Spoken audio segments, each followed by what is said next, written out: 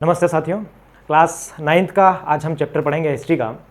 Chapter number 1 French revolutions या France revolutions हम इसे कह सकते हैं। क्या होता है फ्रांस रिवॉल्यूशंस में, क्या घटनाएं घटित हुई है और क्या सारा प्रोसेस हुआ है, कैसे फ्रांस जो है मोनार्की सिस्टम से रिपब्लिक बना, ये सारी स्टोरी हम यहाँ पे पढ़ेंगे। फिर किन किन लोगों की क्या क्या भागीदारी है और साथ में वहाँ क्या क्या होता है वो हम सब यहाँ पे पढ़ेंगे। स्टार्ट करते हैं आज का chapter. On the morning of 14 जुलाई 1789, घटना कहाँ से शुरू होती है? 14 जुलाई 1789 में early morning the city of Paris was in the state of alarm. Paris city में एक अलार्म बजता है। Rumour spread that the kings would open fire upon the citizens. राजा क्या एक र्यूमर्स फैल जाता है, फिर यानी अफवाह एक पूरी कंट्री में फैल जाती है पेरिस में कि जो राजा है वो ओपन फायर करेगा। किन लोगों पे करेगा? कि जो लोग वहां रह रहे हैं, सिटीजन्स के।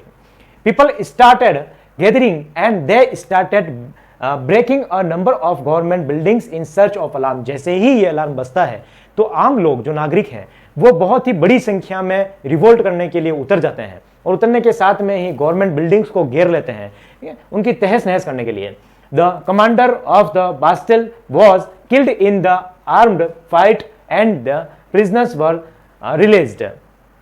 जो कमांडर है, बास्टिल के दुर्ग का जो कमांडर है, उन कमांडर को मार दिया जाता है और साथ में ही जो सेनाएं हैं आर्मी के साथ, उनके साथ फाइट हो जाती है लोकल पीपल्स की, और जो प्रिजनर जो कैदी हैं उन सबको आजाद कर दिया जाता है। People hated the Bastille as it stood for the despotic power of the king. लोग बास्टिल के किले से बहुत ज्यादा नफरत करते हैं क्योंकि ये किला दर्शाता है कि जो किंग की जो सारी पावर है इसमें ही है, इस किले में ही, मतलब किंग वहीं रहता है, इसलिए किंग का घर है। तो इसलिए लोग बाग सब सोचते हैं कि ये इस दुर्ग को हम खत्म कर देते हैं, उससे नफरत करने लग जाते हैं। People protested against the high price of bread. जो ब्रेड होती है ना, जो ब्रेड, उसके अगेंस्ट में सब ये पीपल जो है वो लोग, इसकी प्राइस बहुत ज्यादा बढ़ गई। ब्रेड वहां की एक बेसिक चीज मानी जाती है कि लोग बाग खाने में यूज किया करते हैं, तो उन लोगों उसकी प्राइस बहुत ज्यादा इंक्रीज हो जाती है, तो इसलिए वो प्रोटेस्ट करते हैं और उनके अगेंस्ट में जो ये प्राइस हाई हो गई है उनके अगेंस्ट में रिवोल्ट करना शुरू कर देते हैं। A new chain of event begin which lead to the exclusion of the king in France. How and why did this happen? हमने ये चीज सारी देखी और राजा को यहाँ पे कैद कर देंगे, कैद करने के बाद बास्टिल के पूरे दुर्ग को खत्म कर देंगे। ये सारी स्टोरी है। अब ये स्टोरी हमने एक क्वेश्चन फॉर्मेट में डाल दिया नीचे कि how and why did this happen, कैसे और ये क्यों हुआ, जो हमने पढ़ा ये क्यों हुआ, स्टार्टिंग की हमने। अब हम देखते हैं कि ये सारी जो एक छोटी घटनाएं रखी हुई है आपने, घटनाएं क्या है? 14 जुलाई का दिन है 1789 का, और यहाँ पे बास्टिल के दिन में रूमर्स फैल जाता है। रूमर्स क्या फैलता है कि जो राजा है वो जो सामान्य लोग हैं उन सबको ओपन फायर कर देगा, यानी कि खत्म कर देगा, गोलीबारी करा देगा। लोग बाग उसके बहुत अगेंस्ट में आ जाते हैं। अगेंस्ट में आने के साथ में ही रिवोल्ट करना शुरू कर देते हैं। रिवोल्ट जिसे करते हैं तो बास्टिल का एक दुर्ग है जहां पे राजा रहा करता था, उसका जो कमांडर है उसको मार दिया जाता है और आर्मी के साथ में वो फाइट करने लग जाते हैं, और जो वो सारे लोग इस बास्टिल के दुर्ग से नफरत करने लग जाते हैं और किसके अगेंस्ट में लड़ रहे हैं? तो जो प्राइसेस बहुत इंक्रीज हो गई है। प्राइस क्यों इंक्रीज हुई है, क्या यहाँ पे ये लोग बाग कैसे आए और ये किस प्रकार से कमांडर को मार दिया, कोई छोटी घटना तो है नहीं। ये अब हम पूरा डिटेल से पढ़ेंगे कि how and why did this happen, क्यों और ये सारा कैसे होता है। यस, उससे पहले हम सीख लेते हैं ये कि क्या फेडरल सिस्टम्स में क्या होता है। देखिए फेडरल सिस्टम में क्या होता है, सबसे ऊपर किंग होगा और किंग का जो सन होगा वो फिर से वापस किंग होगा, मोनार्की सिस्टम जिसे हम कहते हैं। फिर उसके बाद नोवेल्स होते हैं। अब नोवेल्स बहुत सारे लोग होते हैं जो किंग के सारे जो वर्कर्स होते हैं। फिर नाइट्स जो किंग की सारी सेनाएं होती है वो, और पिटिजेंट्स जो सबसे नीचे, यानी कि जो फार्मर्स होते हैं, जो लोकल पीपल्स होते हैं, यानी सबसे ऊपर हो गए किंग। फिर जो अमीर व्यक्ति हैं सारे नोबल्स वो, और उसके साथ में ही जो सेनाएं हैं वो, और उसके बाद में कौन? पीजेंट, जो गरीब वर्ग है वो। ये एक फेडरल सिस्टम है और ये कंटिन्यूसली चलेगा। जैसे कि पीजेंट्स है तो इसका कोई भी व्यक्ति जो है किंग नहीं बन पाएगा, ठीक है। नोवेल्स के आगे नाइट्स के आगे नाइट्स चलते रहेंगे, किंग का बेटा फिर किंग बनता रहेगा। तो इस तरीके से प्रोसेस चलता है।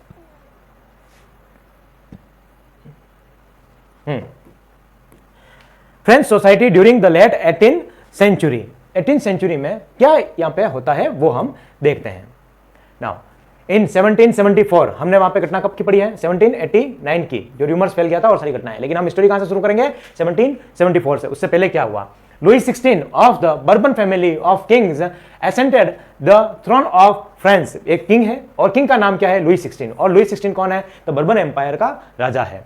He was 20 year old, वो अभी 20 year old है, and married the Australian princess Mary Antoinette। और यहाँ पे क्या करता है? 20 साल की उम्र में वो राजा बन जाता है, और राजा बनने के साथ ऑस्ट्रिया और ऑस्ट्रियन दोनों अलग अलग है। ऑस्ट्रिया अलग है और ऑस्ट्रियन अलग है। तो ऑस्ट्रियन की जो प्रिंसेस है मैरी, उससे वो शादी कर लेता है। Financial France was drained because of the war, क्योंकि लगातार जो फ्रांस है वो युद्धों में लगा हुआ है, इसलिए फ्रांस की जो फाइनेंशियल कंडीशंस है वो बहुत ही गिर गई है ना, बहुत कम हो गई है। France under Louis 16 help the 13 American colonies to gain their independence for Britain, और फ्रांस ने, क्योंकि लुई 16 ने, है ना, इसने जो 13 कॉलोनी की थी, अमेरिका की 13 कॉलोनी है ना, अमेरिका जैसे कि ये पूरा अमेरिका है, ये अमेरिका, तो अमेरिका ये है, यहाँ पे 13 कॉलोनी है इस तरीके से। तो इस 13 कॉलोनी को जो लुई 16 है उसने हेल्प की थी, किसके अगेंस्ट में, ब्रिटेन के अगेंस्ट में फ्रीडम होने के लिए, तो उसका भी पैसा उस पर बकाया ही चल रहा था।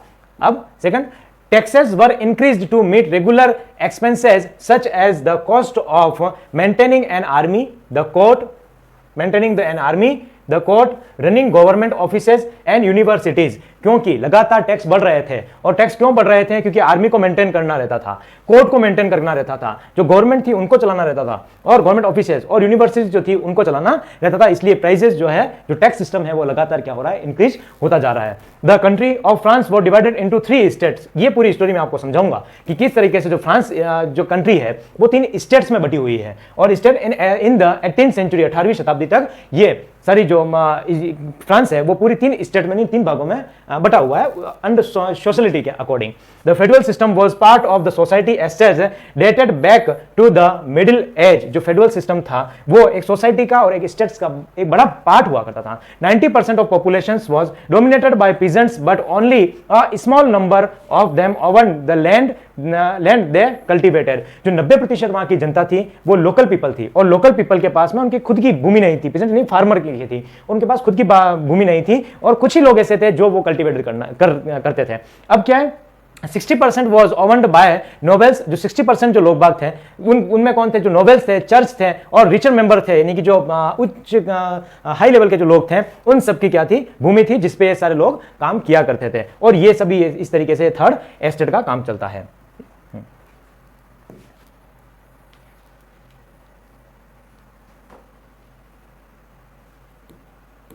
Yes.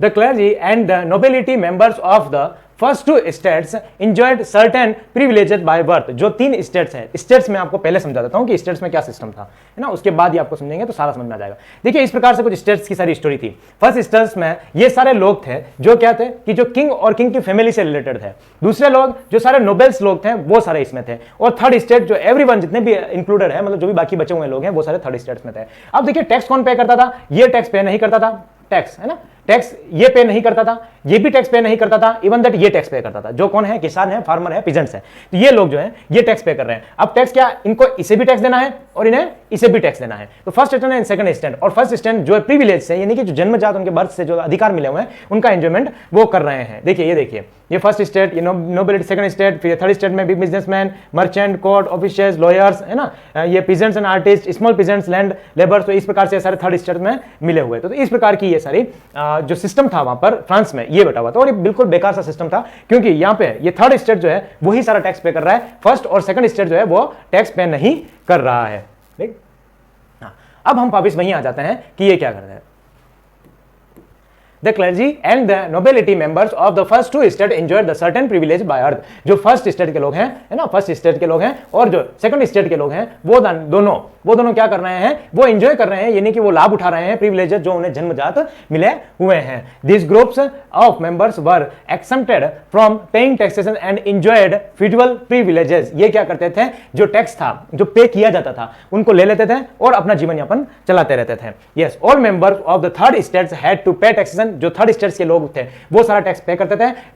Taxes to the state which included a direct tax, ये क्या करते थे, डायरेक्ट टैक्स का पे किया गया, जिसे क्या कहते थे, टेल कहा जाता था, called taille, and the number of the indirect tax which were levied on articles of everyday consumptions like salt और टोबैको। ये लगातार इन पर टैक्सेशन नए नए लगते रहते थे, और उस समय लगभग 400 प्रकार के टैक्स, 400 टाइप ऑफ टैक्स यहाँ पे अप्लाई थे, या यहाँ पे फ्रांस में इन लोगों पे, थर्ड स्टेट के लोगों पे दे रखा था या लगा रखा था। और जो डायरेक्ट टैक्स थे उनसे क्या कहा जाता था, तो टेल्स कहा जाता था उनको, जो डायरेक्ट टैक्स इसमें इंक्लूड थे। बढ़े आगे, लेविडॉन आर्टिकल्स, हाँ ये सेल्टो टोबैको पे जो उगाते थे उसके लिए कहा गया है ये जिस प्रकार। फिर हमने ये देख लिया था। अब देखते हैं हम, देखिए ये देखिए अब ये वोटिंग सिस्टम कैसे था इनका।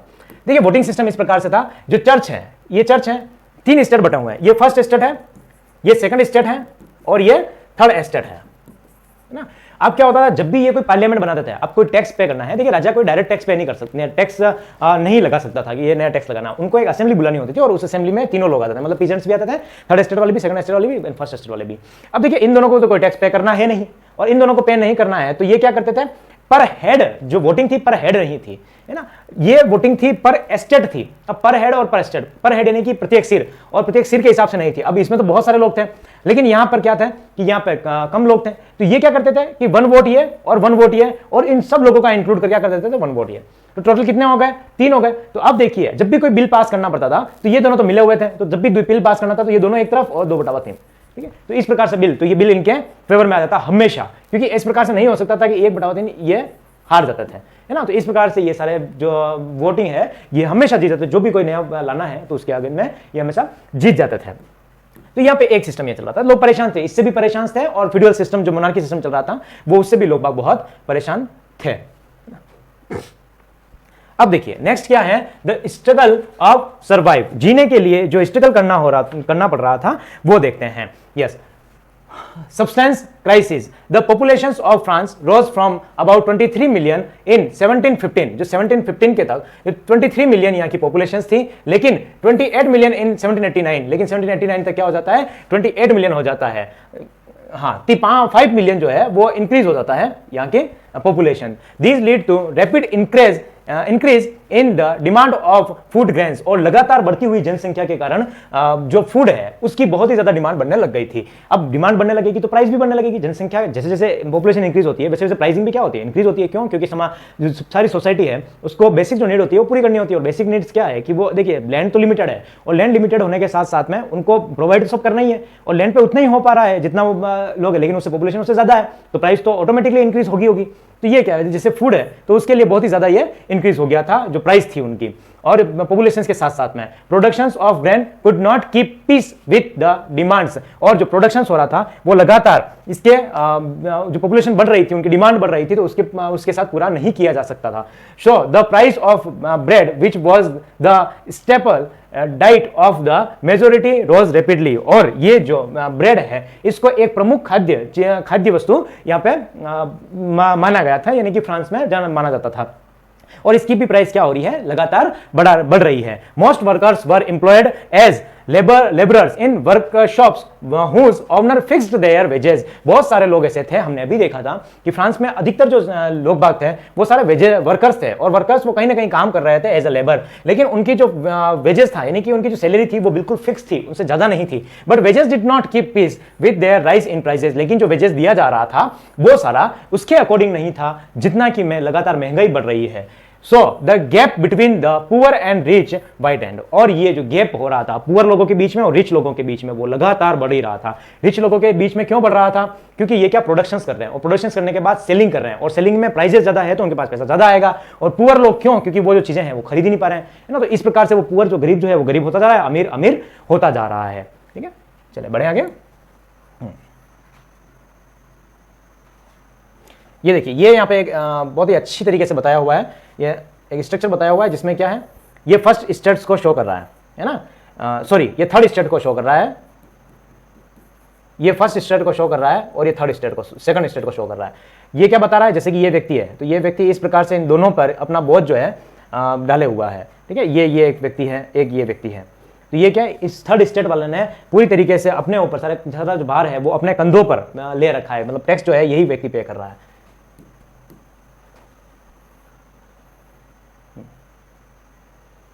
यस, अब इसके बीच में क्या हो जाता है, a grow middle class invents as end to privilege, एक नया मिडिल क्लास आता है, मिडिल क्लास एक ग्रो होता है, और ये क्या कहता है, peasants used to participate in revolt against tax and food scarcity. अब ये हाँ सेक्रेटरी। देखिए जो पीजेंट्स हैं वो क्या कर रहे हैं, रिवोल्ट कर रहे हैं, और रिवोल्ट कर रहे हैं तो कौन लोग हैं, एक कुछ वर्ग ऐसा है जो रिवोल्ट का में अपनी हिस्सेदारी है, और वो किसके अगेंस्ट में है, टैक्स और फूड जो है उनकी प्राइसेस जो लगातार इंक्रीज हो जा रही है उनके लिए। Group of the third estate had become prosperous and had access to education and new ideas. कुछ लोग थर्ड एस्टेट के आते हैं, और कौन लोग हैं, वो जो पढ़े लिखे एजुकेटेड हैं, जो शिक्षित वर्ग हैं, वो उठ के आता है और उनके नए नए आइडिया इनोवेटेड करता है। In the 18th century new social group emerged. 18th century में नया जो वर्ग है वो सारा इकट्ठा होने लगता है या न्यू ग्रुप बनने लगता है। Termed the middle class who earned there wealth through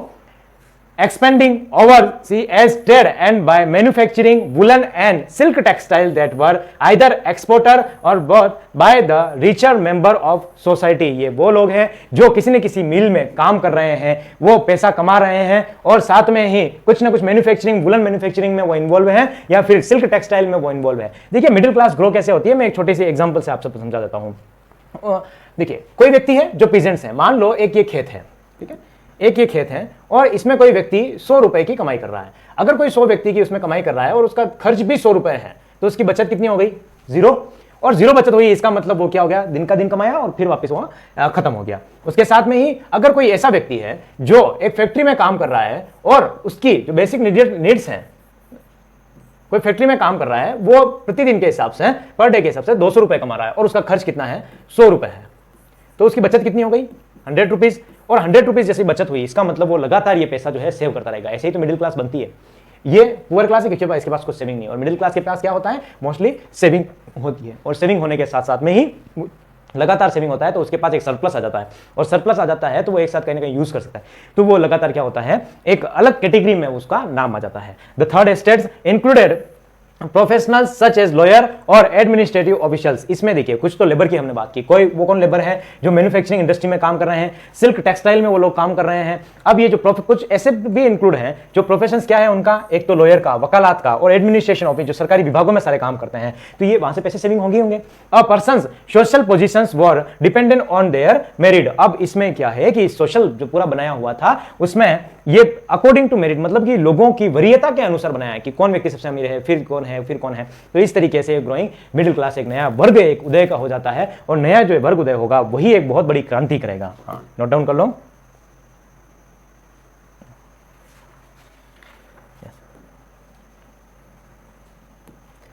Yes. All of these were educated and believed that no group in society should be privileged by earth। ये सभी लोग ऐसा मानते हैं कि कोई भी ऐसा वर्ग नहीं है जिनको जन्म से अधिकार मिले हुए हैं। जो भी ये शिक्षित वर्ग है ना, ये सारे लोग कह रहे हैं, ये बिलीव करते हैं कि कोई भी ऐसा ग्रुप नहीं है जो क्या है उनको बर्थ से उनको कोई अधिकार विशेष मिले हुए हैं, और ये rather A person's social positions must depend on his merit। और अगर कोई समाज होना चाहिए तो वो किस तरीके का होना चाहिए कि वो उसको अकॉर्डिंग टू मेरिट, यानी कि वरीयता के अनुसार होना चाहिए। जो व्यक्ति सबसे ऊपर है उसको ऊपर रखें, फिर जो भी है उसको वरीयता मतलब मेरिट के अनुसार ऊपर से ऊपर वो आता रहे। Yes, these ideas inventing a social based of freedom and equal laws and opportunities for all. ये एक नया आइडिया आता है और ये कहते हैं कि अपॉर्चुनिटी और कानून जो कानून है और जो अवसर हैं वो सभी समान रूप से मिलने चाहिए और सभी के लिए यहाँ पे होने चाहिए। Were put forward by philosopher such as John Locke and Jacques Rousseau. और ये रूसो आ जाता है और साथ में जॉन लॉक आ जाता है। ये दोनों क्या करते हैं कि एक नई अपनी फिलोसॉफी देते हैं, यानी कि अपना विचार देते हैं कि इस प्रकार का समाज होना चाहिए जिसमें सभी को जो अपॉर्चुनिटी है, लॉस है, वो सभी के लिए समान हो, किसी एक विशेष व्यक्ति के लिए प्रिविलेज नहीं हो जन्म से, बर्थ से।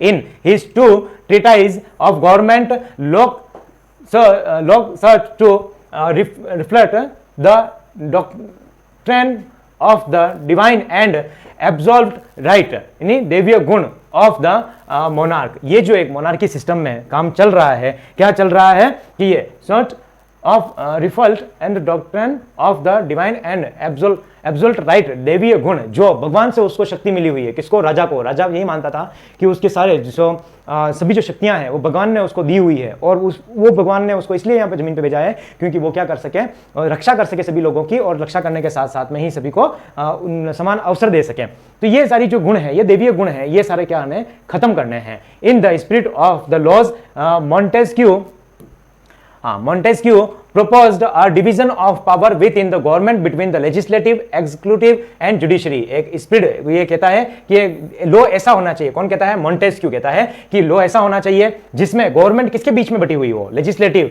और एग्जीक्यूटिव यानी जुडिशरी, और साथ में विधानसभा का, ये विधानसभा के साथ में जुडिशरी न्यायपालिका और न्यायपालिका कार्यपालिका, इन तीनों के बीच में क्या हो, ये लॉस है ये बटे हुए होने चाहिए. A new form of government was proposed by Rousseau based on the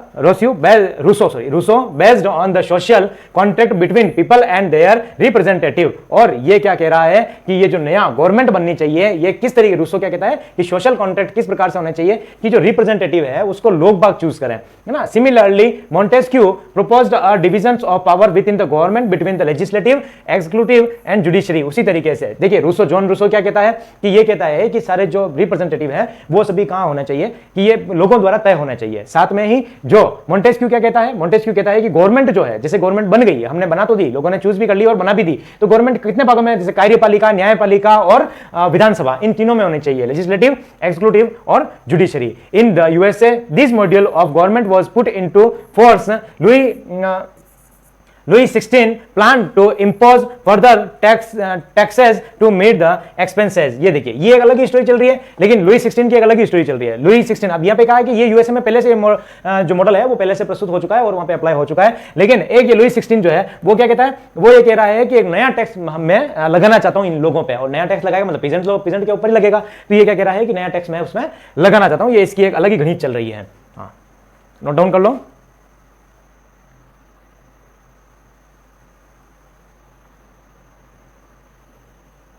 Yes. The outbreak of the revolutions. क्या इस रिवोल्यूशंस में आउटब्रेक होते हैं ये देखिए.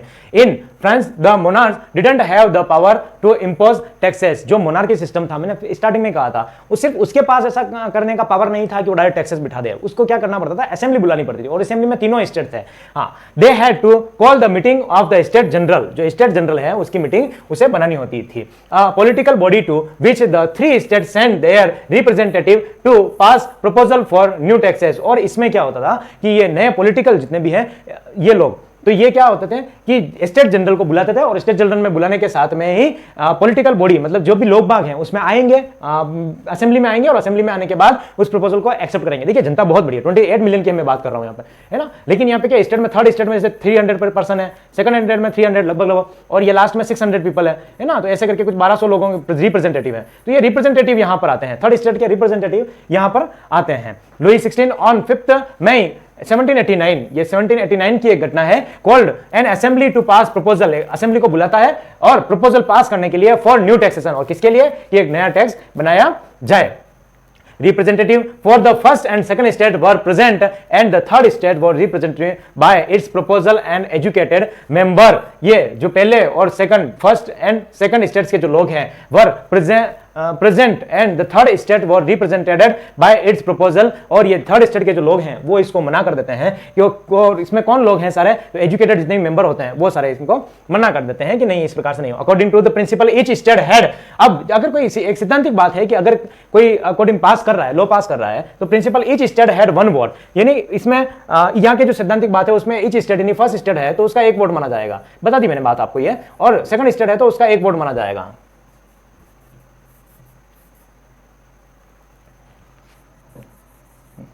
ये 1 वोट माना जा रहा है इसका, और ये सेकंड स्टेट है उसका 1 वोट माना जाएगा, और थर्ड स्टेट जो है इसका 1 वोट माना जाता है. ठीक है, तो ये क्या कह रहा है यहाँ के एक प्रिंसिपल सिद्धांत के अनुसार वहां पे 1 head, but representatives for the third state demand each member would have 1 vote. और ये थर्ड स्टेट के लोग क्या कह रहे हैं कि ये जो मेंबर अकॉर्डिंग टू मेंबर पर स्टेट जो आप वोटिंग कर रहे हैं वो गलत है, और जो पर हेड आपको क्या करना है, वोटिंग करनी है. तो यहाँ पे जैसे पर हेड है तो 600 लोग हैं, तो यहाँ पे क्या सिर्फ एक ही वोट जाता था, है ना, पूरे स्टेट की तरफ से सिर्फ एक ही वोट जाता था. लेकिन अब ये लोग क्या कह रहे हैं कि 600 पर्सन है तो हम 600 वोट देंगे. ठीक, vote the demands were rejected. जो ये डिमांड की थी थर्ड स्टेट वालों ने, इसको रिजेक्ट कर दिया था दोबारा. So members the third state walked out to protest. The demand was rejected to, so members of the third state worked out to protest, जो डिमांड थी उन लोगों की, थर्ड स्टेट वालों की, ये सारी क्या रिजेक्ट कर दी जाती है और वो उस जो असेंबली है वहां से वॉकआउट कर लेती है, यानी बाहर चली जाती है। They sought not to disappear till the constitution drafting for France that would limit the power of the monarchy। अब ये थर्ड स्टेट वाले लोग सोचते हैं कि हमें क्या करना है कि एक नया कानून पास करना है और नया संविधान निर्माण बनाना है, और संविधान बनाने का मोनार्की जो सिस्टम चल रहा है, जो ये लोग बाग इस तरीके की हरकतें कर रहे हैं, उन सब पे कंट्रोलिंग करनी है। ठीक,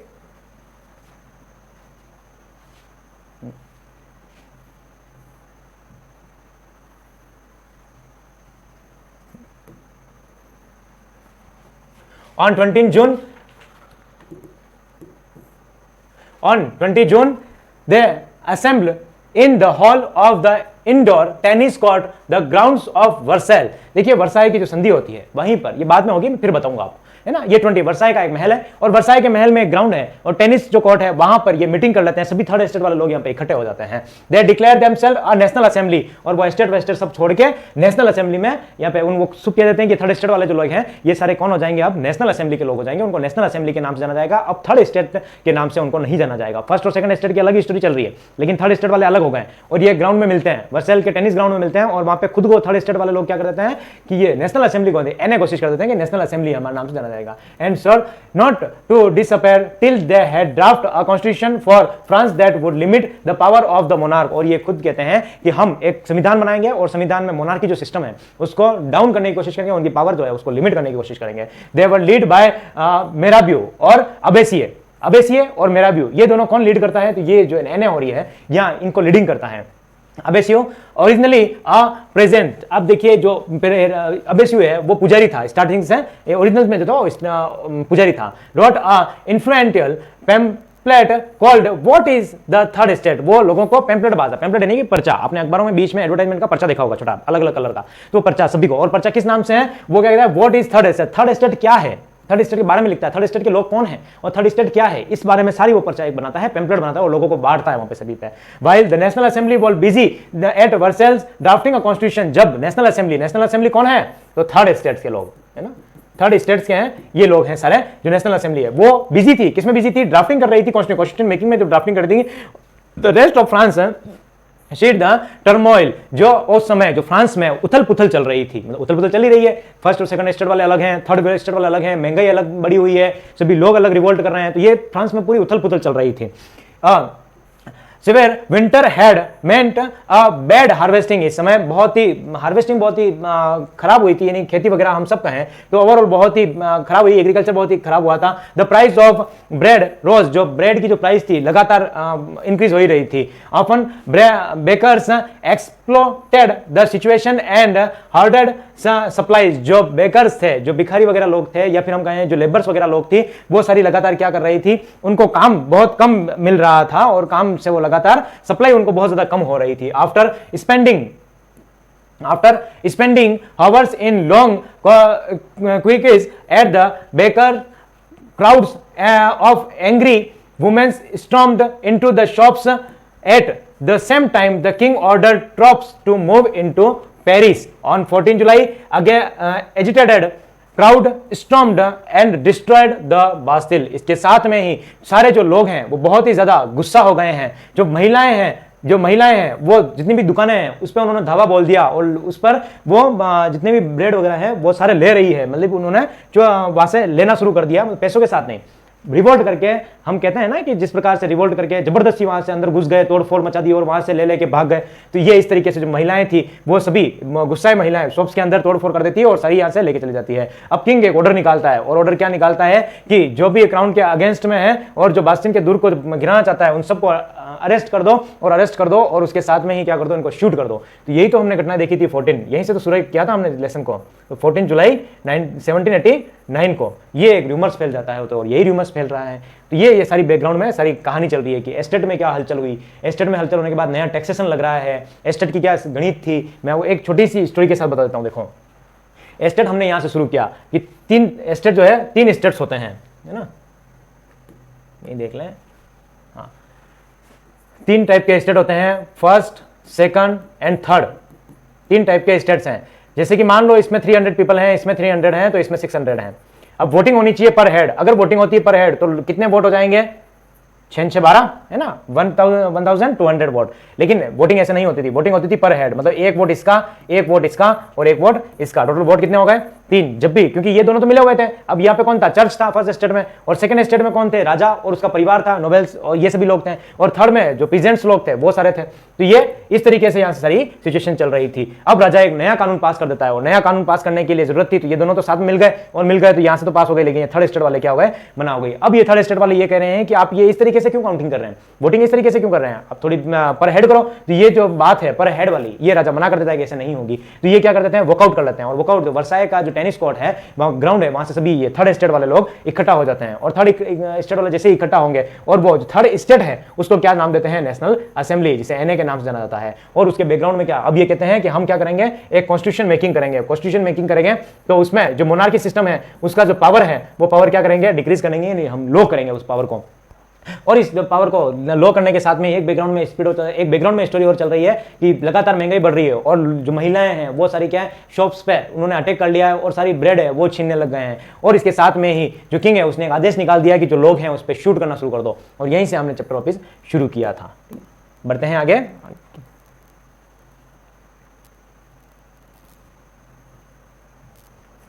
Faced with the power of his revolting subject, Louis XVI finally accorded recognitions to the National Assembly and accepted the principle that his power would from now on be checked by the Constitution। लगातार महिलाओं ने पुरुषों ने Bastille दुर्ग पर आक्रमण किया, वहां के कमांडर को मार दिया था, और उसके साथ में ही जो आर्मी थी उसको खत्म कर दिया। बास्तिल का जो दुर्ग था उसमें आग लगा दी थी जहां राजा रहता था, क्योंकि वहां पे बहुत ज्यादा नफरत करते थे वो। और उसके साथ में ही राजा घबरा गया, और राजा घबराने के बाद उसने क्या? ये एक्सेप्ट कर लिया उनका फरमान, जो थर्ड स्टेट वाले लोग थे। जैसे मान लो ये राजा बैठा हुआ है, और इसने क्या? थर्ड स्टेट वाले ने कहा कि ठीक है कॉन्स्टिट्यूशन बनाओ, और कॉन्स्टिट्यूशन के अकॉर्डिंग हम काम करेंगे। यानी अब किंग होगा, लेकिन किंग किसके अकॉर्डिंग काम करेगा? कॉन्स्टिट्यूशन। और इसी चीज को कहते हैं कॉन्स्टिट्यूशनल मोनार्की।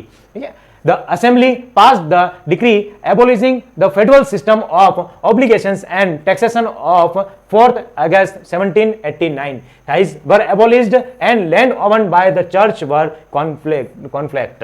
अब यहाँ पे क्या हो जाता है? ये असेंबली में ये कानून पास हो जाता है कि हम कॉन्स्टिट्यूशन बनाएंगे, और साथ में ही 4 अगस्त को सारे जो बेकार के टैक्स हैं वो सारे खत्म कर दिए जाएंगे, और चर्च के पास जितनी भी भूमि जिसने जब्त कर ली है उस भूमि को क्या कर देंगे? पीजेंट्स को वापस दे देंगे। और ये सारी क्या हुआ? एबोलिशन, ये जो ओरिजिनल इसका फोटो है ये यहाँ पे लगाया हुआ, और इस तरीके से ये कॉन्फ्लिक्ट कंप्लीट हो जाता है। ठीक है। हाँ, अब देखिए France become a constitution monarchy, जो मैं आपको बता रहा था, ये किंग होगा, और किंग किसके? सबके अंडर में काम करेगा। और ये फ्रांस क्या कर रहा है? कॉन्स्टिट्यूशन मोनार्की के अंडर में काम कर रहा है।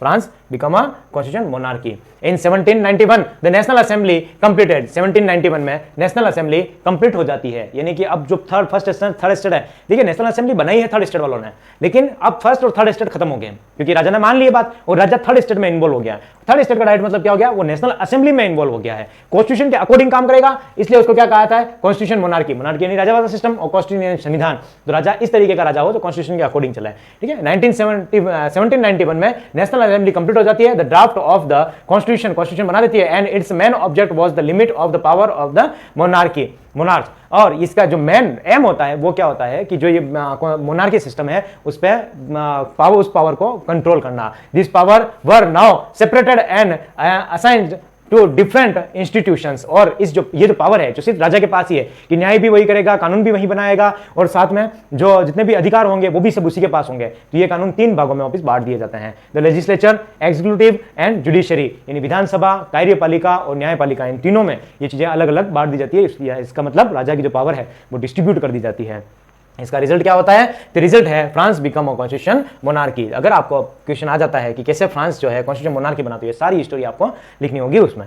Citizens voted for the group of electors, जो सिटीजन्स हो गए वो इलेक्टर्स को, यानी कोई व्यक्ति खड़ा होगा तो उस व्यक्ति का ये क्या करेंगे? सभी वोटिंग करेंगे। Who in turn choose the assembly, but unfortunately not every citizen had the right to vote. लेकिन हम ये सारे देखिए यहाँ पे क्या कहा गया है, जो सिटीजन्स होंगे, फ्रांस के सिटीजन्स होंगे, वो सभी क्या करेंगे? चूज करेंगे रिप्रेजेंटेटिव को, और रिप्रेजेंटेटिव को चूज करके वो पार्लियामेंट में जाएगा, यानी असेंबली में जाएगा, है ना, असेंबली में। लेकिन ऐसा नहीं था, सभी लोगों के ये पावर नहीं था। अनफॉर्चुनेटली नॉट एवरी सिटीजन, जिसमें फ्रांस के जो सिटीजन हैं सभी सिटीजन इंक्लूड नहीं थे। कौन सिटीजन इंक्लूड थे?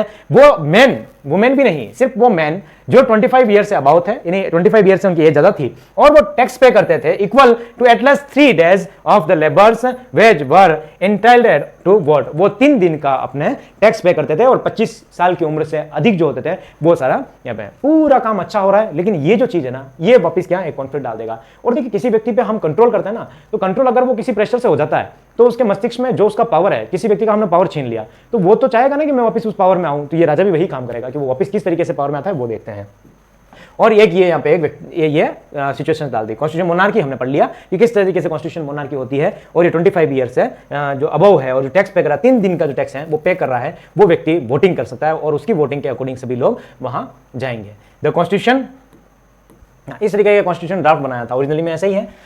The constitution began with the declarations of the right of man and citizen. सभी लोगों के लिए राइट दिए गए। राइट क्या थे? तो the right of to life, जीवन का अधिकार। किसी भी व्यक्ति से जीवन सजाएं ऐसे ही नहीं दे सकते, सभी को जीने का अधिकार है। फ्रीडम ऑफ स्पीच, कोई भी व्यक्ति अपने जो भाव हैं वो सारे बोल सकता है।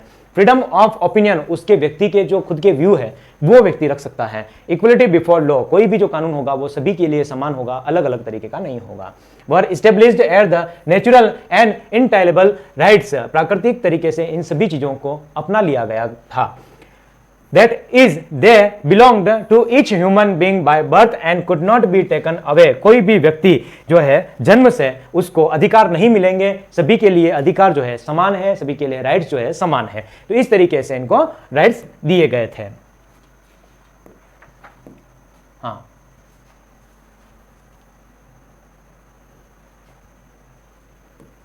Yes, France एबोलिश्ड monarchy and become a republic. किस तरीके से जो फ्रांस है वो अब रिपब्लिक होगा। बहुत ही इंटरेस्टिंग स्टोरी है। देखिए अब क्या होता है, हमने राजा पर कंट्रोल कर लिया। मान लो आप लोग फ्रांस के, हम 3rd स्टेट वाले लोग हैं, तो अब हमने राजा पे क्या कर लिया, कंट्रोल कर लिया। लेकिन राजा क्या होगा, छूटने की कोशिश करेगा, यानी राजा वापस पावर में आने की कोशिश करेगा। जो लोग हैं 25 ईयर्स है वो लोग भी परेशान हो रहे हैं कि हमें भी वोटिंग दिया जाए और वोटिंग का पावर दिया जाए। तो अब सबसे पहले राजा से स्टार्ट करते हैं, राजा ने क्या किया। The situation in France continues to be tense during the following years. इन कुछ ही सालों में जो सिचुएशंस थी फ्रांस की वो लगातार टेंशंस वाली थी। टेंशंस वाली यानी कोई दबाव वाली थी, और साथ में ही जो एक उपद्रव वाली थी वो वाली सिचुएशन इंटरनली बनी रही थी। Although Louis 16 had signed the constitution, क्योंकि लुईस 16 ने कॉन्स्टिट्यूशन पे साइन तो कर दिया। He entered into secret negotiations with the kings of Persia। अब यहाँ पर्शिया का जो किंग है उसके साथ में गुप्त संधियां वो कर लेता है। गुप्त संधियां ऐसी संधियां होती है जैसे मान लो हम अपने दोनों के बीच में ये गुप्त संधि हो गई, कोई भी भाई मैंने आपको ये कह दिया ये एक बात है, ये किसी और के पास नहीं जानी चाहिए, तो ये अपने बीच में क्या हो गई, ये गुप्त संधि हो गई। लेकिन वो क्या करता है पर्शिया के राजा के साथ में, ये 3rd स्टेट वाले लोगों को पता नहीं है, लेकिन वो पीछे से क्या कर रहा है, पर्शिया के राजा के साथ में गुप्त संधियां कर रहा है कि भाई मेरे को सहायता करनी है, मेरे को वापस में पावर में आना है, 3rd स्टेट वाले लोग हैं उन सबको वापस हटाना है। ये राजा लगातार ये आना है और गुप्त संधियां कर रहा है। एक तरफ तो बता रहा है कि हाँ मैं ये आप लोगों के साथ, और एक तरफ वो पर्शिया का साथ दे रहा है कि हाँ मेरे को आप लोग उससे हेल्प ले रहा है। रूलर्स ऑफ अदर नेबरहुड, देखिए हाँ, neighboring rulers of other neighboring countries too were worried by the development in France and made plans to send troops to put down the event that had been taking place there since the summer of 1789। और इसके साथ में ही जो लोग हैं वो सारी लोग जो इसके नेबर्स हैं, देखिए एक तो पर्शिया से हेल्प ले ली और अब ये इसके रूलर्स जितने भी, अब ये फ्रांस कहाँ है मैं आपको बताता हूँ। जैसे ये है इंग्लिश चैनल है ना, ये इंग्लिश चैनल है, एक तरफ तो है ब्रिटेन इसके और इस तरफ है फ्रांस, है ना, इस तरीके से समझे। ये पूरी क्या है, इंग्लिश चैनल है।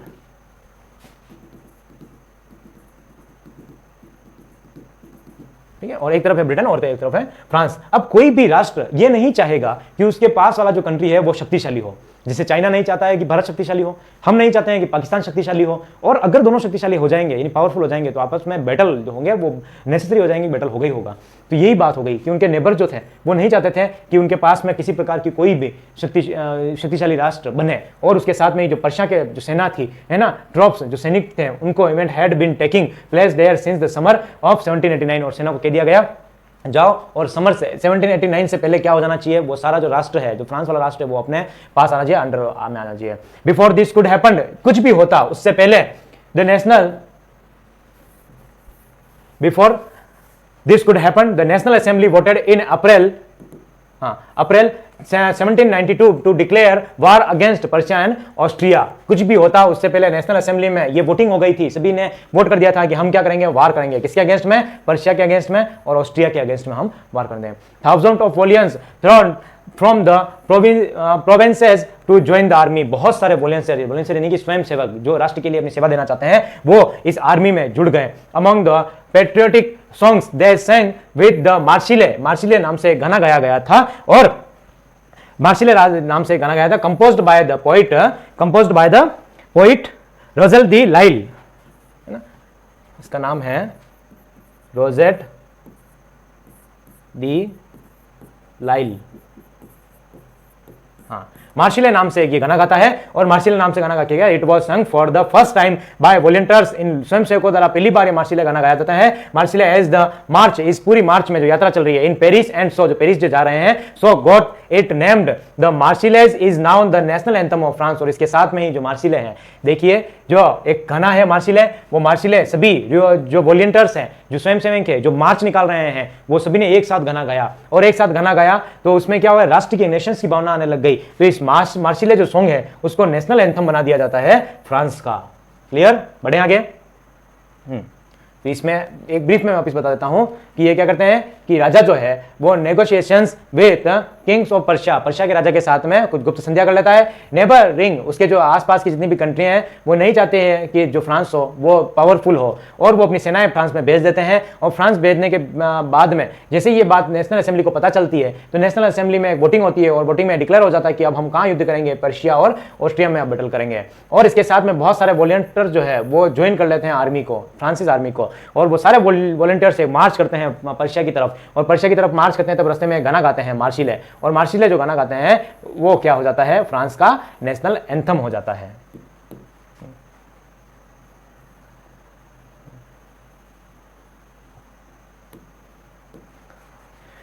Yes, while men were away fighting at the war, women take care of their family। जब सभी व्यक्ति अपने वार में जो फाइटिंग कर रहे थे, पीछे से महिलाएं अपने परिवार को संभाल रही थी। As the constitution of 1791 give political rights only the richer sections of societies, political clubs were formed and among them. क्योंकि पॉलिटिकल जो क्लब है, मैंने आपको फिर बताया था 25 ईयर से ऊपर वाले व्यक्ति हैं वो सारे ही क्या हैं, वोटिंग दे सकते हैं। लेकिन इसके साथ में ही जो पॉलिटिकल पावर्स इनके लोगों के साथ में ही है, लेकिन 25 ईयर से जो जवान सारे लड़के थे वो सारे क्या, वो भी एग्रेसिव होते हैं, उनकी भी इच्छा होती है कि हम वॉर करें। तो इसके साथ में ही वो क्या, सोसाइटीज बनाना शुरू कर देते हैं, और उसमें से बहुत ही पॉपुलर सोसाइटी बनती है Jacobin club. Jacobian become the most successful club, और उसी तरीके से क्लब बनते हैं जैकोबिन। जैकोबिन क्लब क्या है, जो लोग बाग हैं, 5-6 दोस्त हैं, वो सारे क्लब में जाके मिलते हैं, और क्लब में इस तरीके से बहुत सारे क्लब में जाके अलग अलग लोग मिलते हैं, तो उन सबको ग्रुपिंग के साथ में क्या किया गया, जैकोबिन क्लब। और ये जैकोबिन क्लब क्या करता है, members of Jacobin club included small shopkeepers. कौन कौन से थे इसमें, तो छोटे छोटे शॉपकीपर्स थे,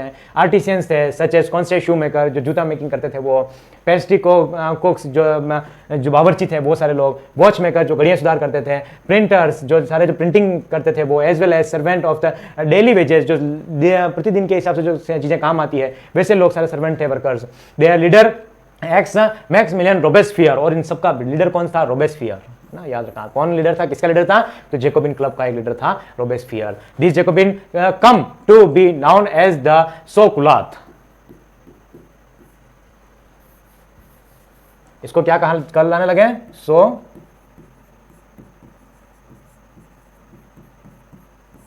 कुलात कहलाने लगे, है ना। किसको कहलाने लगे, तो जैकोबिन क्लब के जितने भी लोग बाग थे उसको sansculottes. Men were in additions the red cap the symbolic liberty, और जो ये लाल कलर की एक टोपी पहनते थे उस चीज को क्या, अगर लाल टोपी वाले लोग जहां पे भी मिल रहे हैं इसका मतलब वो क्या है, रोबेस्पियर की जो लीडर्स हैं उसके अंडर में सभी लोग हैं और जैकोबिन क्लब के मेंबर हैं। तो ये इस तरीके का उनका सिग्नेचर हो गया था कि लाल टोपी पहनना और सारे जैकोबिन क्लबों में जाके मिलना, तो ये सारे कहलाने लगे, सोकुलात इनको कहते थे। In the summer of 1972 the Jacobin planned and insurrections of the large number of persons who were agreed by the short supplies and the high price of food। बहुत ही ज्यादा संख्या में ये सभी लोग, कौन, जैकोबिन क्लब के जितने भी लोग हैं वो सारे लोग, जो हाई प्राइसेस हो रही थी और जो फूड इंक्रीजेस हो रहा था उनकी प्राइसेस, और जो सप्लाई बहुत डाउन हो रही थी उसके अगेंस्ट में पर्शियंस लोगों के खिलाफ वो क्या कर देते हैं, वो अगेंस्ट में उसके आ जाते हैं, और उसके अगेंस्ट में आने के साथ में ही वॉर करने लग जाते हैं। Now on the morning of 10th August they stormed the place of the Tuileries। On the morning On the morning of August 10th, the storms of place of the Tuileries massacres, the King's Guard had helped the king himself and as the hostage of several hours. और इसके साथ में ही ये सभी लोग चले जाते हैं 10 अगस्त के प्लेस ऑफ ट्यूलेरिए के वहां पे चले जाते हैं और ये क्या करते हैं, विद्रोह कर देते हैं और विद्रोह कर देते हैं किस पे, किंग के गार्ड को, सारे को वहां से हटा देते हैं और किंग को बहुत अधिक घंटे तक क्या कर लेते हैं, उसको किडनैप कर देते हैं, यानी बहुत घंटों तक उसको बंदी बना के रख लेते हैं. Later the assembly voted to impression the royal family. Elections were held from now on the all men of 21 year and above. जैसे ही इस असेंबली ने एक वोटेड होती है और इसको कैद कर देते हैं, किसको, रॉयल फैमिली जो है उसको पूरा कैद कर देते हैं और इलेक्शन हेल्ड कर देते हैं, इलेक्शंस के घोषणा कर देते हैं. और अब ये 21 ईयर, क्योंकि ये जैकोबिन क्लब में कम आयु के लोग थे, तो 21 ईयर के जो लोग थे उसको भी क्या करते हैं, इलेक्शंस में इन्वॉल्व करते हैं. Regardless of wealth got the right to vote. और इसके साथ में ही एक नया राइट जोड़ देते हैं, वो क्या राइट है, राइट टू वोट. इसका रिजल्ट क्या निकलता है, तो रिजल्ट ये निकलता है कि result the newly elected assembly was called the conventions. अब जो नई असेंबली बन रही है उसका नाम किस नाम से जाना जाएगा, कन्वेंशन नाम से जाना जाएगा. On 21 September and 1792 एबोलिश्ड the monarchy and declare France a republic. और इसके साथ में ही जो फ्रांस है अब क्या है, रिपब्लिक है, यानी कि फ्रांस अब क्या बन गया है, गणतंत्र बन गया है. देखिए फिर मैं आपको ये स्लाइड समझा देता हूं. वाइल मैन वर, ये देखिए जब लोग बाग सभी युद्ध में इन्वॉल्व थे,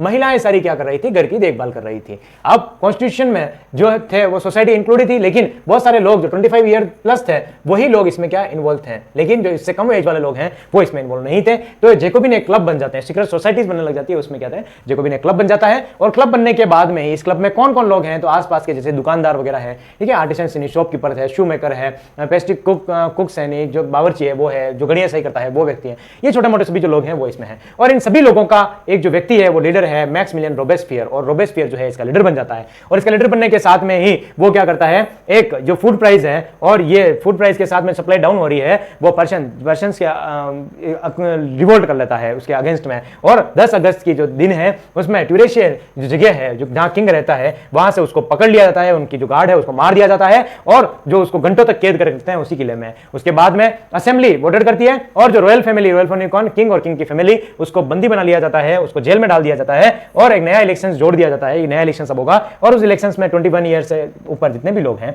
वो सारे क्या हैं, इन्वॉल्व हैं. और इसका मतलब क्या हो गया, अब पहले क्या नाम से जाना जाता था, एस्टेट नाम से जाना जाता था. फिर नेशनल असेंबली, अब नेशनल असेंबली खत्म हो गई और इसके रोबेस्पियर के नेतृत्व में कौन सी आ गई है, कन्वेंशन. तो 3 चीजें हमने देखी थी. कन्वेंशन एक नया यहां पे जुड़ जाता है, ये वही लोग हैं लेकिन आगे से आगे नाम चेंज करते हुए बढ़ रहे हैं और दूसरे भी इसमें क्या हो रहे हैं, इन्वॉल्व हो रहे हैं. Yes, the run of terror, आतंक का समय. द पीरियड ऑफ 1793 टू 1794 यानी कि 1 साल is referred to as the run of terror, एक आतंक का समय है. Robespierre followed a policy of severe control and punishment. Robespierre एक नई पॉलिसी अपनाता है कि इनको कंट्रोल करो, पकड़ो, इनको कंट्रोल करो और पनिशमेंट दो. पनिशमेंट भी छोटी मोटी नहीं, बहुत भयंकर वाली बताऊंगा मैं आपको. All those who he show as बिगेन एनिमीज ऑफ द रिपब्लिक, कोई भी जो रिपब्लिक गणतंत्र के अगेंस्ट में, क्योंकि देखिए जैकोबिन क्लब, रोबेस्पियर उसका लीडर था, तो उसमें क्या किया, रिपब्लिक के जो भी दुश्मन है उन सबको पकड़ो, अरेस्ट कर लो और साथ में impressions and then try to revolutionary tribunal. If the court found them guilty they were guillotine. और अगर इन सबको पकड़ लो, कैद कर लो और रिवोल्यूशन के खिलाफ भी अगर कुछ बोलते हैं और उसकी कोर्ट में पेश कर दो, कोर्ट अगर सजा ये कह देता है कि हाँ ये व्यक्ति सजा है, इसकी गलती है, तो इसको क्या कर दो, गिलोटिन बना दो. अब गिलोटिन क्या चीज है, the guillotine is device consisting of 2 poles such as the blade with which a person is beheaded. It was named after Dr. Guillotine who invented it. देखिए ये इस प्रकार की एक ब्लेड है ना, थोड़ा सा आपको और जूम करके बताते हैं. गिलोटिन इस प्रकार की एक ब्लेड है और इस ब्लेड में क्या होता है कि ये इसके हेडेड यानी कि उसके व्यक्ति को यहाँ पे गर्दन लगा दी जाती है, यहाँ पे फिट कर दी जाती है इस गर्दन को, और गर्दन फिट कर दी जाती है तो ऊपर से एक ब्लेड तो नीचे यहाँ पे लगी हुई है और इस ब्लेड को नीचे से ये रस्सी लगी हुई है, इसको छोड़ दिया जाता है और ये ब्लेड आती है गर्दन पे, खच कट के गर्दन अलग शरीर अलग. इस तरीके की ये गिलोटिन दी. और ये रोबेस्पियर इसीलिए इसको आतंक का युद्ध कहते हैं. धड़ाधड़ लोगों को मारते हैं इसमें जो भी अगेंस्ट में है. मतलब इन्होंने, रोबेस्पियर ने एक भी राजा को नहीं बख्शा, न किसी नोबेल्स को बख्शा, नहीं किसी प्रकार के कोई कमांडर था उसको बख्शा, सबको गिलोटिन से उड़ा दिया. हाँ ये देखिए इस प्रकार है ना, ये व्यक्ति है, इसको इसका सर डाला जाता है इसमें और ये ब्लड डाल दी जाती है ऊपर से, क्योंकि डॉक्टर गिलोटिन भाई साहब थे, उन्होंने क्या किया है, इसका इन्वेंशन किया है। हाँ, बहुत दिमाग लगाया उन्होंने कि इस प्रकार से भी आदमी का क्या है, दो टुकड़े हो सकते हैं। तो गिलोटिन ने ये किया है, इसका इन्वेंशन किया है, इसलिए ये क्या कर रहे हैं, इसका नाम गिलोटिन दिया गया है, doctor Guillotin invented. Laws were issued to place a maximum ceiling on wages and prices. Meat and bread, ये लॉज बना दिया गया कि ये क्या करें कि ये वेजेस जो है मैक्सिमम वेजेस और प्राइसेस फिक्स करें कि इस चीज पे ये सारा सामान फिक्स रहेगा, ना तो उससे ज्यादा ना उससे कम, है ना। हाँ, मीट और ब्रेड वर राशन, और ये मीट और जो इसके ब्रेड है उसकी राशनिंग करना शुरू कर दिया, यानी उसकी गणना करनी शुरू कर दी। हाँ, expensive white flour was forbidden to use, जो व्हाइट फ्लोर है, नहीं सफेद आटा है, सफेद आटा किसका होता है, गेहूं का होता है, तो ये सारा सफेद आटा है, मैदे का जो भी है, तो ये सारा क्या होता है, मैदे का, गेहूं का, ये सारा आटा क्या करता है, खाना बिल्कुल बंद। हाँ, equality was practised through from the speech and address. हाँ, all France man and women, देखिए वो इक्वलिटी दी गई सभी को स्पीच और उसके पहचान के लिए। पहले कोई पहचान नहीं थी कि फ्रांस का व्यक्ति है, कहां का व्यक्ति है, बोलने का अधिकार उनको दिया गया था, अच्छी बात है। एड्रेस उसका जितने कहां रह रहा है, क्या नहीं, किस जगह रह रहा है, किस नाम से जाना जाएगा, तो वो भी उसे कहा गया। और क्या कहा गया, all French man and women were addressed as citoyen और सिटोइनी, यानी जो व्यक्ति है उसको सिटोइन कहेंगे और जो महिला है उसको सिटोइनी कहते हैं। और ये क्या, इसका मतलब क्या होता है, सिटीजन, मतलब ये फ्रांसिस वर्ड है और इसको सिटीजन कहते हैं। अब ये लोग सब परेशान हो गए यार कि ये एक तो पहले से हम राजा तो परेशान थे, और रही घटना में क्या रोबेस्पियर आ गया, क्योंकि रोबेस्पियर के बाद बहुत ज्यादा पावर आ गया था, पावर का वो क्या सही यूज नहीं कर रहा था, क्योंकि टीन एज का था और वो इस रेडिकल तरीके का था, ये रेडिकल यानी कि एकदम चेंज कर दो। Robespierre pursued is policies so relentlessly that even his supporters began to demand modernization। और इसके जितने रिलीजन्स, जितने भी व्यक्ति थे, ये सारे क्या कर रहे थे कि ये कहे कि आप मॉडर्नाइजेशन करो, तो ये मॉडर्नाइजेशन फायदा नहीं, ये कहता था मॉडर्नाइजेशन नहीं करना है, डायरेक्ट सजा दो सभी को, है ना। तो इससे लोग से परेशान हो गए। Finally he was convicted by a court, और जो इसने शुरुआत की थी उसी कोर्ट में ये पहुंच गया, कोर्ट में इसको पेश किया गया, कोर्ट इन जुलाई 1794, और जुलाई 1974 में, और कोर्ट ने कह दिया अरेस्ट करो इसको, arrest and on the next day sent to guillotine. और इस रोबेस्पियर ने को क्या कर दिया, रोबेस्पियर लाया गिलोटिन यही, और लाने के बाद सबको धड़ाधड़ काट दिया। और काटने के बाद में ये व्यक्ति परेशान हो गया, ये व्यक्ति कह रहा है कि ना तो आपको क्या करना है, एक तो क्या वेजेस फिक्स कर दिया कि किसी प्रकार का वेजेस आपको ना तो कम दिया जाएगा ना ज्यादा दिया जाएगा, और मीट और ब्रेड जो है उसकी राशनिंग करो, राशन करने के बाद में इसको लोगों को प्रोवाइड करो, और सफेद आटा बिल्कुल सभी लोग खा लो। अब किसी के समोसा खाने की इच्छा हो रही है तो उसको क्या कर दिया, मना कर दिया, तेरे को समोसा नहीं खाना, सफेद आटा किसी प्रकार का नहीं खाना है। तो ये क्या कर रहा है, और वुमेन को क्या कर दिया, भाई तू सिटोइन कह रहा है और सिटोइनी, भाई मजाक बना दी इसने, एक सिटोइनी कहलाएगा, एक सिटोइनी कहलाएगा। तो अभी लोग बाग इससे परेशान हो गए, उसको कहा यार मॉडर्नाइजेशन कर, नवरे काम मत कर, कुछ विकासशील काम कर, ये क्या नहीं, ऐसे नहीं करना है। और ये क्या करता है, फिर इसको चलो नहीं करना है तो कोर्ट में चलो, और कोर्ट में गए तो 1794 में इसको दोषी घोषित कर दिया, और दोषी घोषित कर दिया तो इस प्रकार से इसको किया फिट, और इसकी भी गर्दन क्या कर दी, रोबेस्पियर की उड़ा दी। तो ये रोबेस्पियर की यहाँ पे कहानी खत्म हो जाती है। अब नेक्स्ट कौन है, डायरेक्टरी रूल ऑफ फ्रांस। देखिए हमने सबसे पहले क्या देखा था, सबसे पहले हमने देखा था कौन आ गया था, सबसे पहले एस्टेट आ गया था। उसके बाद कौन आ गया, नेशनल असेंबली, फिर कौन आ गया, कन्वेंशनल, ठीक है, और अब कौन आ गया, डायरेक्टरी रूल आ गया, ठीक है। तो चार प्रकार से ये कंप्लीटली आगे से आगे बढ़ रहा है। और ये लोग क्या कह रहे हैं, fall of the Jacobin government, जैसे जेकोबिन गवर्नमेंट है वो फॉल हो जाती है, यानी कि वो फेल हो जाती है, wealthier middle class to seize power, और जो मिडिल क्लास है वो पहले से परेशान हो तो इसको क्या कर दिया, सीज कर दिया इसके पावर को। According to the new constitution non propertied sections of societies denied voting. अब नए लोग जो है सभी वो वोटिंग करना चाह रहे हैं, वोटिंग कर रहे हैं। It provided for 2 elections legislative council, और इसमें क्या होगा, ये कह रहे हैं कि अब क्या करेंगे, 2 काउंसिल बनाएंगे हम लेजिस्लेटिव की, पहले एक ही थी अब 2 काउंसिल बनाएंगे। The government appointed a directory, और गवर्नमेंट क्या करेगी, एक डायरेक्टरी, पहले तो ऊपर डायरेक्टरी रहेगी फिर असेंबली रहेगी, 2 बॉडी हो गई, consisting of exclusives made up the 5 member, और इस कार्यपालिका जो होगी एक्सक्लूटिव्स होगी, इसमें 5 लोग होंगे, देखिए 1 2 3 4 5 तरीके के लोग होंगे। Political instability paved the way for the military directory Napoleon Bonaparte, और धीरे धीरे नेपोलियन बोनापार्ट क्या एक व्यक्ति है जो सेना में काम कर रहा है, और ये क्या कर लेता है, डायरेक्टरी में आ जाता है, ठीक है, इसमें डायरेक्टरी में आ जाता है। तो अब एक डायरेक्टरी रूल कर रही है और एक क्या है, असेंबली रूल कर रही है, ठीक है। तो ये डायरेक्टरी में 5 लोग थे, जिसमें से एक नेपोलियन भाई साहब यहाँ पे इंक्लूड थे, बस ये यहाँ तक है।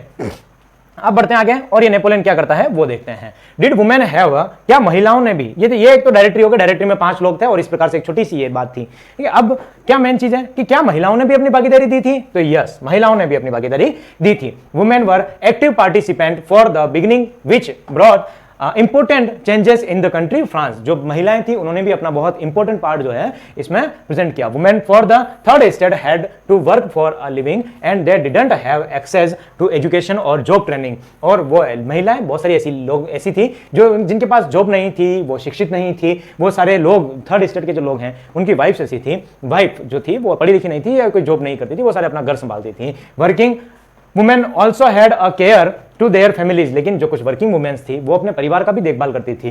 Compared the men their wages were low. लेकिन जो पुरुष थे उनके बदौलत इनको जितने भी काम करते थे वेजेस उसको कम दिया जाता था। Women also started there political clubs. और महिलाएं कहां पीछे रहने वाली, महिलाओं ने भी अपना क्या है पॉलिटिकल क्लब्स बनाने शुरू कर दिए। एंड न्यूज़पेपर, और खुद के न्यूज़पेपर शुरू कर दिए। इसमें से बहुत ही फेमस जो है वो कौन सा है, the society of revolutionary and Republic women. एक सोसाइटी और रिवोल्यूशनरी रिपब्लिक वुमेन्स एक बहुत ही अच्छा एक क्लब बनता है, महिलाओं का एक क्लब बनता है। Was one of the most famous women's club. They demanded equal political rights. ये क्या डिमांड कर रही है कि जो पुरुषों को जो अधिकार मिल रहे हैं वो हमें भी मिलने चाहिए, पॉलिटिकल राइट्स मिलने चाहिए। दे राइट टू वोट, उन्हें भी मत का अधिकार मिलना चाहिए। And to hold political offices, और वो भी जो पॉलिटिकल ऑफिसेज हैं उसमें इन्वॉल्व रहे हैं, उसमें काम करें। The revolutionary government introduced laws to improve the lives of for women. Schooling become compulsory. जो स्कूलिंग है गवर्नमेंट क्या करे, लॉ बनाए तो इनके लिए जो इनके जीने के अधिकार के लिए है उनको बेहतर बनाने के लिए गवर्नमेंट रूल बनाए। स्कूलिंग बिकम कंपल्सरी, जो स्कूलिंग है जो विद्यालय है वो सभी के लिए कंपल्सरी हो। जो डिवोर्स हो, divorce made legal and they could run small business. जो डिवोर्स हो, जो तलाक हो वो क्या हो, लीगल तरीके से हो, और वो जो कुड स्मॉल बिजनेस, और साथ में ही वो क्या करें कुछ छोटा मोटा अपना बिजनेस खोल सकें। During the run of terror, जब आतंक का समय था, the government close women's club. उसने गवर्नमेंट ने क्या किया, जो क्लब्स थे महिलाओं के वो सारे बंद कर दिए। रोबेस्पियर ने बंद कर दिए थे कि महिलाएं किसी प्रकार का काम नहीं करेगी, इसीलिए तो सब परेशान थे।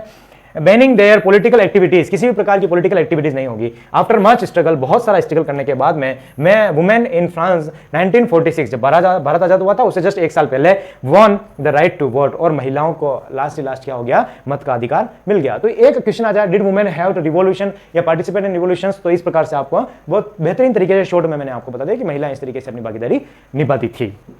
बढ़ते हैं आगे, और आगे बढ़ने के साथ में ही क्या है देख लेते हैं। नेक्स्ट है द एबोलिशन ऑफ स्लेवरी, यानी दास प्रथा का उन्मूलन।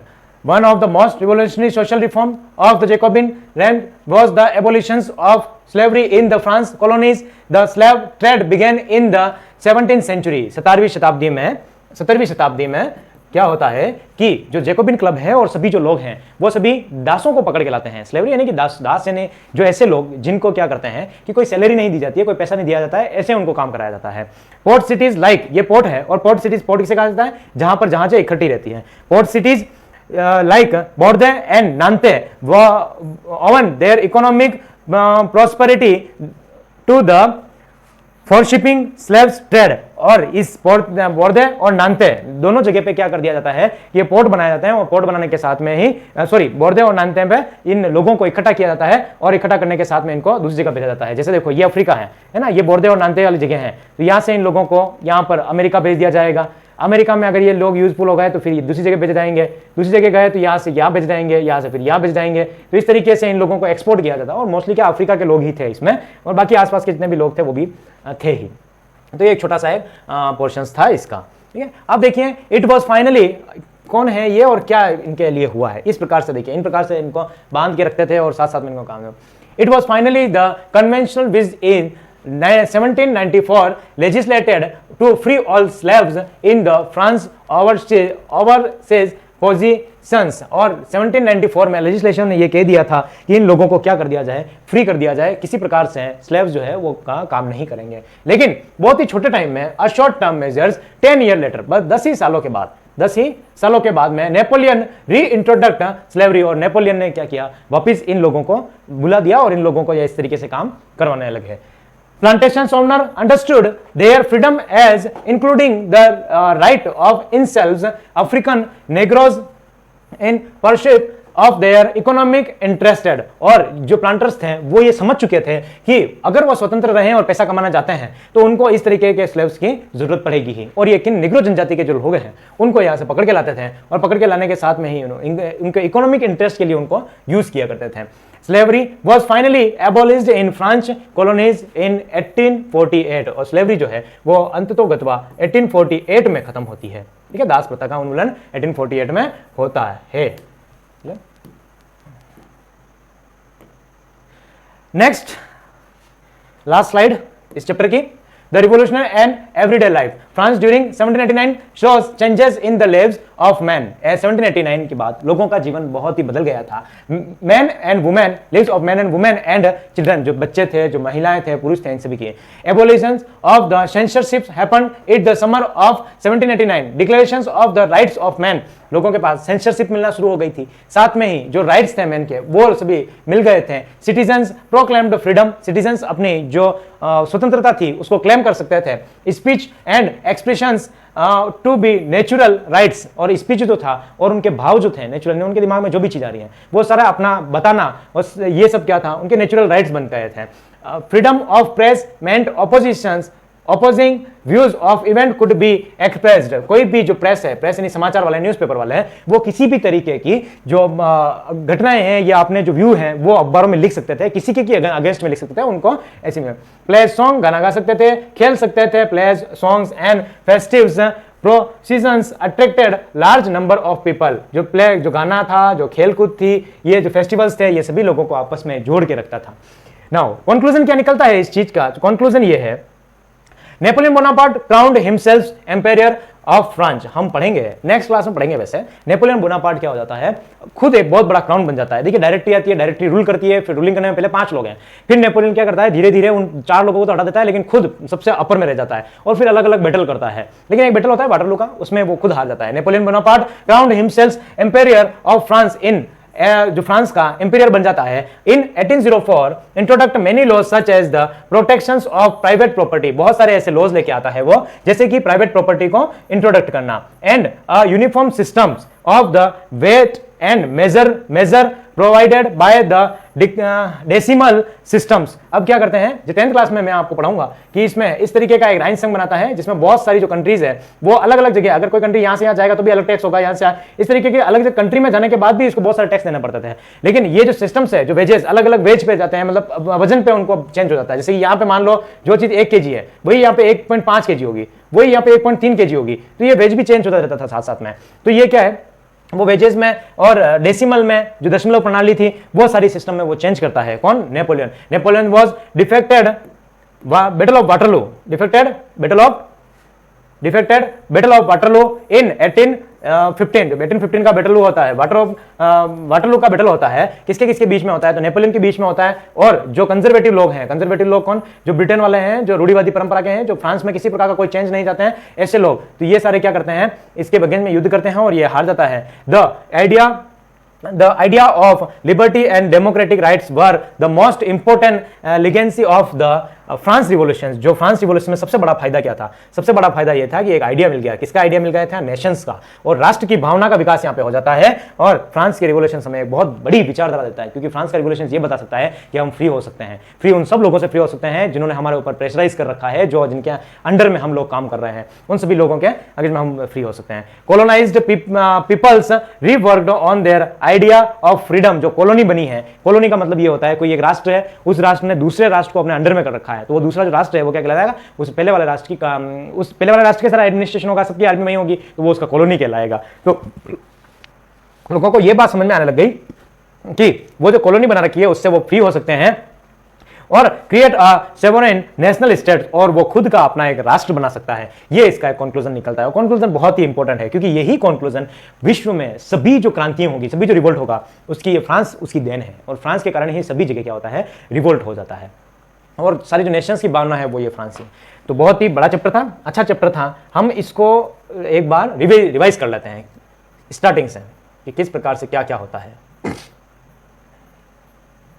हाँ, फ्रांस रिवॉल्यूशन हमने शुरू किया था। एक घटना यहाँ पे हो जाती है, कौन सी घटना होती है, 14 जुलाई की 14 जुलाई 1718 की एक र्यूमर्स फैल जाता है, और र्यूमर्स फैलने के साथ में ही ये कहते हैं कि जो राजा है ना, राजा कौन, लुई 16, वो राजा क्या करेगा, जो ओपन फायर कर लेगा जो लोग हैं जो क्या रिवोल्ट कर रहे हैं उनके, और लोग बाग सब नाराज हो जाते हैं, और सब बास्तिन का जो दुर्ग है, ये बास्तिन का दुर्ग है, उन दुर्ग के आसपास जमा हो जाते हैं, और उस दुर्ग को क्या करते हैं, उसके राजा को मार देते हैं, राजा को नहीं, कमांडर को मार देते हैं, और कमांडर के मारने के साथ में ही उस राजा को बंदी बना लेते हैं और उस दुर्ग को जला देते हैं। उसके बाद हमने देखा था कि यहाँ एक सिस्टम चलता था जिसे हम फेडरल सिस्टम कहते हैं। फेडरल सिस्टम में क्या, सबसे ऊपर किंग होता है, फिर नोबेल के बाद नाइट्स और पीजेंट्स, मतलब किंग का बेटा किंग रहेगा, नोबेल का बेटा नोबेल रहेगा, नाइट का बेटा नाइट ही रहेगा, और पीजेंट्स जो किसान है उनके लगभग किसान ही रहेंगे। अब देखिए उसके बाद आता है कि लेट 19th सेंचुरी में क्या होता है। तो ये देखा था कि एक राजा है लुइस 20 साल की, बहुत जल्दी एक शादी कर लेता है, और किससे शादी करता है, तो ऑस्ट्रियन की एक राजकुमारी है मैरी, तो यह मैरी से शादी कर लेता है। और मैरी क्या कहते हैं, घाटे वाली रानी कहते हैं इसको। घाटे वाली रानी क्यों कहते हैं, क्यों, क्योंकि ये बहुत ही ज्यादा, इसको पता ही नहीं था कि रोटी क्या होती है और ब्रेड क्या होती है। जैसे कि ये जो सभी महिलाएं थी ना,